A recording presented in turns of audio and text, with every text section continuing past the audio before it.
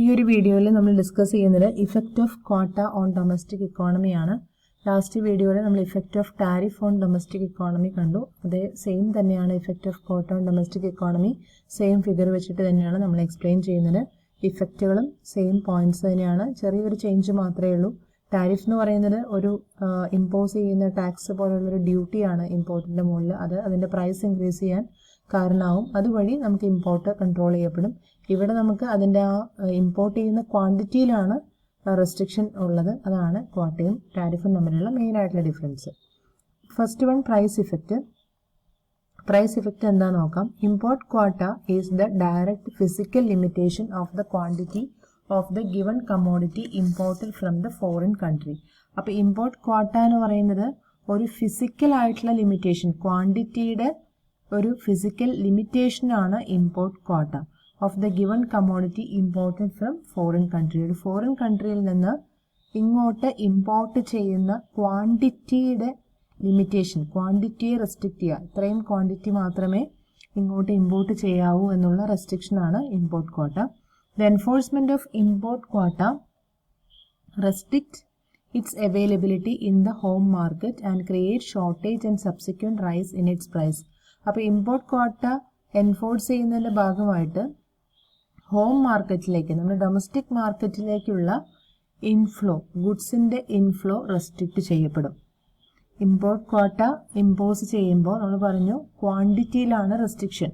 അതായത് ഇത്ര ക്വാണ്ടിറ്റി മാത്രമേ ഇമ്പോർട്ട് ചെയ്യാൻ പാടുള്ളൂ, കൂടുതലായിട്ടുള്ള ക്വാണ്ടിറ്റി ഇമ്പോർട്ട് ചെയ്യാൻ പാടില്ല. അത് വെച്ചാൽ മിനിമം ക്വാണ്ടിറ്റി മാത്രമേ ഇമ്പോർട്ട് ചെയ്യാൻ പാടുള്ളൂ എന്നുള്ള റെസ്ട്രിക്ഷനാണ്.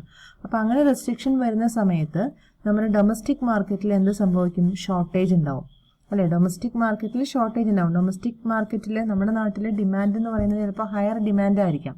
പക്ഷേ നമുക്ക് ഇമ്പോർട്ട് ചെയ്യുന്നതിന് ഒരു ലിമിറ്റേഷൻ ഉണ്ട്. ഇമ്പോർട്ട് ചെയ്യുന്ന ക്വാണ്ടിറ്റിയിൽ ഒരു റെസ്ട്രിക്ഷൻ വെച്ചിരിക്കുകയാണ്, അത്ര മാത്രമേ ഇമ്പോർട്ട് ചെയ്യാവൂ. അപ്പോൾ അങ്ങനെ വരുന്ന സമയത്ത് നമ്മുടെ ഡൊമസ്റ്റിക് മാർക്കറ്റിൽ എന്ത് സംഭവിക്കും? ഷോർട്ടേജ് ഉണ്ടാവും. ആ ഒരു പ്രോഡക്റ്റ് ഒരുപാട് അവൈലബിൾ അല്ലാതെ വരും, ഷോർട്ടേജ് വരും. എന്നുവെച്ചാൽ കുറച്ച് മാത്രമല്ലേ ഇമ്പോർട്ട് ചെയ്യാൻ പറ്റുള്ളൂ. ബാക്കി ഡിമാൻഡ് ഇവിടെ നിൽക്കുവാണ്, എക്സിസ്റ്റ് ചെയ്യാനാക്കും, വേറെയും ഡിമാൻഡ്, ഇനിയും എക്സസ് ഡിമാൻഡ് നിൽക്കുവാണ്. അപ്പോൾ അങ്ങനെ വരുമ്പോൾ ഷോർട്ടേജ് ഉണ്ടാവും.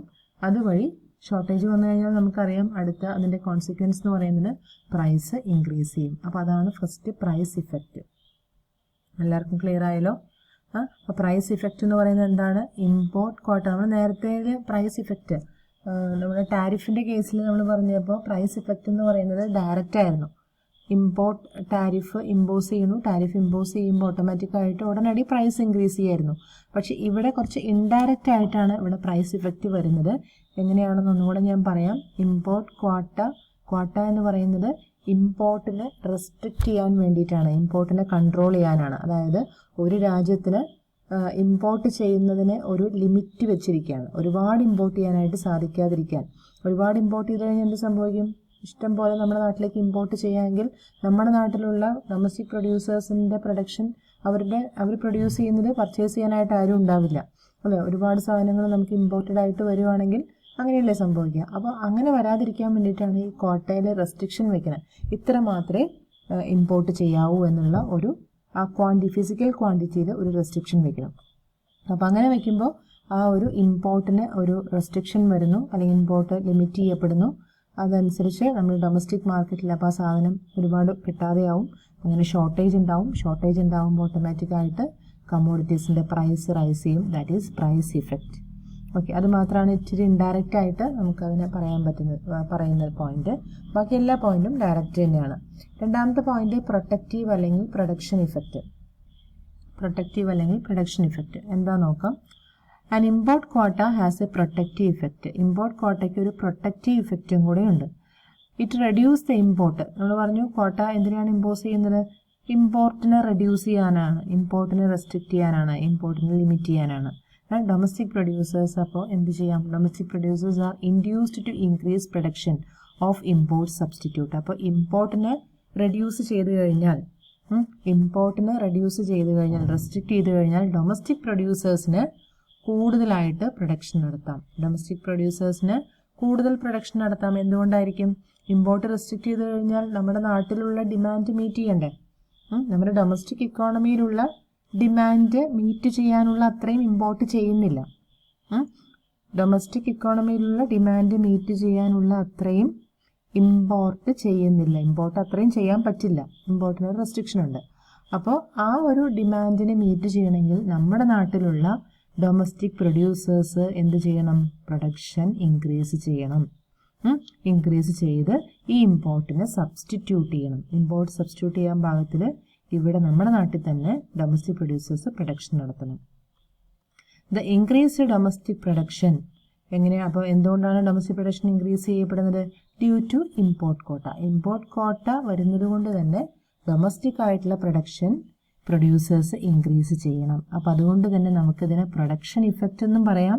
നമ്മുടെ ഡൊമസ്റ്റിക് പ്രൊഡക്ഷൻ ഇൻക്രീസ് ചെയ്തു, ഈ കോട്ട ഇമ്പോസ് ചെയ്തപ്പോൾ അതിനോടൊപ്പം നമ്മുടെ ഡൊമസ്റ്റിക് പ്രൊഡ്യൂസേഴ്സ് പ്രൊട്ടക്റ്റ് ചെയ്യപ്പെടുകയും ചെയ്തു. നെക്സ്റ്റ് പോയിന്റ് കൺസംഷൻ ഇഫക്റ്റ് ആണ്. കൺസംഷൻ ഇഫക്റ്റ് നമുക്ക് നോക്കാം. After the import quota is prescribed there is a rise in the domestic price of the given commodity. അതായത് ഇമ്പോർട്ട് കോട്ട വന്നതിൻ്റെ ഭാഗമായിട്ട് നമ്മൾ നേരത്തെ പറഞ്ഞു, ഇമ്പോർട്ട് കോട്ട വന്നു. ഇമ്പോർട്ട് കോട്ട വന്നു കഴിഞ്ഞപ്പോൾ നമുക്ക് മാർക്കറ്റിൽ ഷോർട്ടേജ് വന്നു. എക്സസ് ഡിമാൻഡ് മീറ്റ് ചെയ്യാനുള്ള അത്രയും ഇമ്പോർട്ട് ചെയ്യപ്പെടുന്നില്ല. അതുകൊണ്ട് തന്നെ മാർക്കറ്റിൽ ഷോർട്ടേജ് വന്നു. അത് പ്രൈസ് റൈസ് ചെയ്യാനായിട്ട് കാരണമായി. ഷോർട്ടേജ് വരുമ്പോൾ ഡൊമസ്റ്റിക് പ്രൈസ് റൈസ് ചെയ്യും. ഡൊമസ്റ്റിക് പ്രൈസ് റൈസ് ചെയ്യുമ്പോൾ കൺസംഷൻ്റെ ഇഫക്റ്റ് എന്താണ്? കൺസംഷൻ എങ്ങനെയാണ് അത് എഫക്റ്റ് ചെയ്യുക? കൺസംഷൻ റെഡ്യൂസ് ചെയ്യും. This is known as consumption effect. അപ്പോൾ അതിൽ കൺസംഷൻ ഇഫക്റ്റ് എന്താണ്? ക്ലിയർ ആയല്ലോ. ഇമ്പോർട്ട് കോട്ട വന്നു. ഇമ്പോർട്ട് കോട്ട വന്നു കഴിഞ്ഞപ്പോൾ ഡൊമസ്റ്റിക് പ്രൈസ് റൈസ് ചെയ്തു. ഡൊമസ്റ്റിക് പ്രൈസ് റൈസ് ചെയ്യാനുള്ള കാരണം നമ്മൾ പറഞ്ഞു, ഇമ്പോർട്ട് റെസ്ട്രിക്റ്റ് ചെയ്യപ്പെട്ടു. ദെൻ ഷോർട്ടേജ് ഉണ്ടാവും. ഷോർട്ടേജ് വരുമ്പോൾ എന്തായാലും നമുക്കറിയാം പ്രൈസ് റൈസ് ചെയ്യും. പ്രൈസ് റൈസ് ചെയ്യുമ്പോൾ ആളുകളുടെ കൺസംഷൻ, ഡൊമസ്റ്റിക് കൺസംഷൻ അവർ റെഡ്യൂസ് ചെയ്യും. ഇതാണ് നമ്മുടെ കൺസംഷൻ ഇഫക്റ്റ്. പിന്നെ അതിനുശേഷം നമ്മുടെ ഫിഗർ സെയിം ഫിഗർ തന്നെ കൊടുത്തിരിക്കുകയാണ്. ആ സെയിം ഫിഗർ തന്നെ വരച്ചാൽ മതി. പിന്നെ നമുക്കതിൻ്റെ റവന്യൂ ഇഫക്റ്റ് പറയാം. Revenue effect unlike tariff, revenue effect of import quota is complex and difficult to determine. Revenue effect നമുക്ക് ടാരിഫ് പോലെ ഒരു സെർട്ടൈൻ ആയിട്ട് നമുക്ക് പറയാൻ പറ്റില്ല. ടാരിഫിൽ നമുക്ക് ക്ലിയർ ആയിട്ട് അറിയാം, ഇമ്പോർട്ട് ടാരിഫ് വന്നു കഴിയുമ്പോൾ ഓട്ടോമാറ്റിക്കായിട്ട് പ്രൈസ് റൈസ് ചെയ്യും. പ്രൈസ് റൈസ് ചെയ്ത് കഴിഞ്ഞാൽ ഗവൺമെൻറ്റിൻ്റെ റവന്യൂ ഇൻക്രീസ് ചെയ്യും. പക്ഷേ ഇവിടെ നമുക്ക് റവന്യൂ ഇഫക്റ്റ് എന്ന് പറയുമ്പോൾ നമ്മൾ ക്വാട്ട എന്ന് പറയുന്നതിൽ ക്വാണ്ടിറ്റി റെസ്ട്രിക്റ്റ് ചെയ്യുകയാണ്, അല്ലേ? ലിമിറ്റ് ചെയ്യുകയാണ്. ക്വാണ്ടിറ്റി ഇമ്പോർട്ട് ചെയ്യുന്നത് റെസ്ട്രിക്റ്റ് ചെയ്യണം. അപ്പോൾ അതനുസരിച്ചിട്ട് നമുക്ക് റവന്യൂ ഇഫക്റ്റ് പറയുക എന്ന് പറയുന്നത് ഒരു സെർട്ടൻ ആയിട്ട് നമുക്ക് പറയാൻ പറ്റില്ല. പക്ഷേ ഇവിടെ നമുക്ക് റവന്യൂ ഇഫക്റ്റ് ആയിട്ട്, റവന്യൂ ജനറേഷനായിട്ട് പറയുന്ന ഒരു കാര്യം, if the government follows the policy of auctioning import licence. Import ലൈസൻസുകൾ ഓപ്ഷൻ ചെയ്യാം. ഇമ്പോർട്ട് ലൈസൻസുകൾ അവർ ഓപ്ഷൻ ചെയ്ത് അതിനെ വിൽക്കാനായിട്ട് തയ്യാറാവുക. അതുവഴി ഗവൺമെൻറ്റിന് റവന്യൂ ജനറേറ്റ് ചെയ്യപ്പെടാനുള്ള ചാൻസ് ഉണ്ട്. ഗവൺമെൻറ്റിന് റവന്യൂ ജനറേഷൻ നടക്കും. ഇമ്പോർട്ട് ലൈസൻസ്, അതായത് ഇമ്പോർട്ട് ക്വാട്ട റെസ്ട്രിക്ഷൻ വരുമ്പോൾ ഇമ്പോർട്ടേഴ്സ് ആയിട്ടുള്ള ആൾക്കാർ അവരുടെ ഇമ്പോർട്ട് ലൈസൻസിന് ഓപ്ഷൻ ചെയ്ത് അതിനെ അവർ വിൽക്കുകയാണ്, അല്ലെങ്കിൽ ലേലം ചെയ്ത് അവരതിന് ആ ഇമ്പോർട്ട് ലൈസൻസ് അവർ സറണ്ടർ ചെയ്യുകയാണ്. ഇമ്പോർട്ട് ലൈസൻസിന് ഓപ്ഷൻ ചെയ്യുന്നത് വഴിയുള്ള ഗവൺമെൻറ്റിൻ്റെ റവന്യൂ ആണ് ഇവിടെ പറയുന്നത്. അത് ഡയറക്റ്റായിട്ട് പറയുന്നില്ല. ഡയറക്റ്റായിട്ട് നമുക്കറിയാം റവന്യൂ ഇഫക്റ്റ് അവിടെ വരുന്നില്ല. പക്ഷേ ഈ ഒരു ഇമ്പോർട്ട് ലൈസൻസിൻ്റെ ഓപ്ഷനിങ് വഴിയുള്ള റവന്യൂ ആണ് ഇവിടെ ജനറേറ്റ് ചെയ്യപ്പെടുന്നത്. നെക്സ്റ്റ് പോയിന്റ് റീഡിസ്ട്രിബ്യൂട്ടീവ് ഇഫക്റ്റ് ആണ്. The fixation of import quota leads to a rise in the price of the given commodity. Import quota fix ചെയ്യുന്നതിൻ്റെ ഭാഗമായിട്ട് നമ്മൾ പറഞ്ഞു ഒരു കമോഡിറ്റിയുടെ പ്രൈസ് റൈസ് ചെയ്യും. പ്രൈസ് റൈസ് ചെയ്യാനുള്ള കാരണം നമ്മൾ ഇതുവരെ പറഞ്ഞ റീസൺസ് ക്ലിയർ ആയല്ലോ. അതായത് ഇമ്പോർട്ട് റെസ്ട്രിക്ഷൻ വരുന്നു, അതുകൊണ്ട് തന്നെ ഡൊമസ്റ്റിക് ഇക്കോണമിയിൽ ഷോർട്ടേജ് വരുന്നു, അതിനനുസരിച്ച് പ്രൈസ് ഇൻക്രീസ് ചെയ്യുന്നു. It may result in a loss in consumer surplus for the importing country. അപ്പോൾ അതിൻ്റെ ഭാഗമായിട്ട് കൺസ്യൂമർ സർപ്ലസ് ലോസ് ചെയ്യും.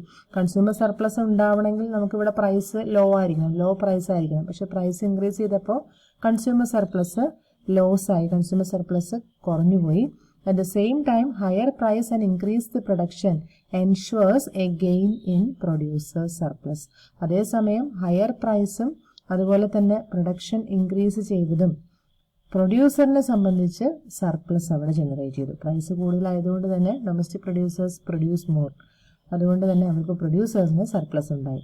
Thus, import quota causes redistributive effect in the quota enforcing country. അപ്പോൾ അതുകൊണ്ട് തന്നെ നമുക്ക് ക്വാട്ട ഏത് രാജ്യമാണ് എൻഫോഴ്സ് ചെയ്യുന്നത് അവരെ സംബന്ധിച്ചൊരു റീഡിസ്ട്രിബ്യൂട്ടീവ് ഇഫക്റ്റ് ഇവിടെയുണ്ട്.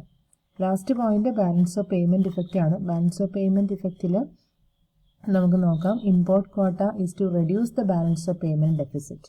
Balance of payment deficit reduce ചെയ്യാനായിട്ട് ഇമ്പോർട്ട് ക്വാട്ട ഹെൽപ്പ് ചെയ്യുന്നു. എങ്ങനെയായിരിക്കും balance of payment deficit reduce ചെയ്യുന്നത്? എങ്ങനെയാണ്? ഇമ്പോർട്ട് റെസ്ട്രിക്റ്റ് ചെയ്യപ്പെടും അല്ലേ. ഇമ്പോർട്ട് റെസ്ട്രിക്റ്റ് ചെയ്യാന്ന് പറഞ്ഞാൽ തന്നെ ബാലൻസ് ഓഫ് പേയ്മെൻറ്റ് ഡെഫിസിറ്റ് റിഡക്ഷനാണ്. ബാലൻസ് ഓഫ് പേയ്മെൻറ്റ് ഡെഫിസിറ്റിനെ റെഡ്യൂസ് ചെയ്യുന്ന ഒരു വേ ആണ് import restriction. That portion of national income going into imports can be utilized for investment in the import substitution or export industry. ഒരു domestic country അവരുടെ അല്ലെങ്കിൽ നമുക്കറിയാം അവർ കൂടുതൽ ഇമ്പോർട്ട് ചെയ്യുവാണെങ്കിൽ അതിനെല്ലാം പേയ്മെൻറ്റ് കൊടുക്കണം. അപ്പോൾ ആ ഒരു ഇൻകം ആ ഒരു ഡൊമസ്റ്റിക് കൺട്രിക്ക് എന്തൊക്കെ പർപ്പസിന് വേണ്ടി യൂട്ടിലൈസ് ചെയ്യാം? ഇമ്പോർട്ട് സബ്സ്റ്റിറ്റ്യൂഷന് വേണ്ടിയിട്ടും അതുപോലെ തന്നെ ഇൻഡസ്ട്രി എക്സ്പോർട്ട് ചെയ്യാൻ വേണ്ടിയിട്ടും എല്ലാം യൂട്ടിലൈസ് ചെയ്യാം. അപ്പോൾ expansion in export coupled with restriction of import restrict ചെയ്യുന്നതിനോടൊപ്പം അതിൻ്റെ ഒരു പോസിറ്റീവ് സൈഡായിട്ട് പറയുന്ന ഒന്നാണ് ഇമ്പോർട്ട് റെസ്ട്രിക്റ്റ് ചെയ്യുമ്പോൾ ആ കൺട്രിയെ സംബന്ധിച്ച് അവർക്ക് ഇൻകം സർപ്ലസ് ഉണ്ടാവും. ആ ഇൻകം സർപ്ലസ് ഉണ്ടാവും. അതേപോലെ തന്നെ അവർക്ക് എക്സ്പോർട്ടിന് എക്സ്പാൻഡ് ചെയ്യാം. അങ്ങനെ ബാലൻസ് ഓഫ് പേയ്മെൻറ്റ് പൊസിഷൻ ഒരു ഇംപ്രൂവ്മെൻറ്റ് പൊസിഷനിലേക്ക് കൊണ്ടുവരാനായിട്ടും സാധിക്കും. അപ്പോൾ നമുക്കിവിടെ നമ്മൾ 6 ഇഫക്റ്റാണ് പറഞ്ഞത്. ഇതിൻ്റെ ഡയഗ്രാം നിങ്ങൾ സെയിം ടാരിഫിൻ്റെ ഡയഗ്രാം തന്നെ വരച്ചാൽ മതി. പിന്നെ എക്സ്പ്ലനേഷൻ നിങ്ങൾ ഈ ഒരു ഇഫക്റ്റുകളെല്ലാം പറയാം. പ്രൈസ് ഇഫക്റ്റ്, പ്രൊഡക്റ്റീവ് ഇഫക്റ്റ് അല്ലെങ്കിൽ production effect, productive effect, consumption effect, revenue effect, redistributive effect, balance of payment effect. അപ്പോൾ അത് ഓരോന്നും എന്താണെന്നുള്ളതെല്ലാം ക്ലിയർ ആണ്. ആദ്യം എന്താണ് ക്വാട്ട എന്നുള്ളത് കൃത്യമായിട്ട് മനസ്സിലാക്കി വയ്ക്കുക. അതെങ്ങനെയാണ് ഡൊമസ്റ്റിക് ഇക്കോണമിയെ എഫക്റ്റ് ചെയ്യുന്നത് എന്നുള്ള കാര്യങ്ങളാണ് നമ്മളിപ്പോൾ ഡിസ്കസ് ചെയ്തത്. അപ്പോൾ എല്ലാവർക്കും വീഡിയോ ക്ലിയർ ആയി കാണുമെന്ന് വിചാരിക്കുന്നു. Okay, thank you.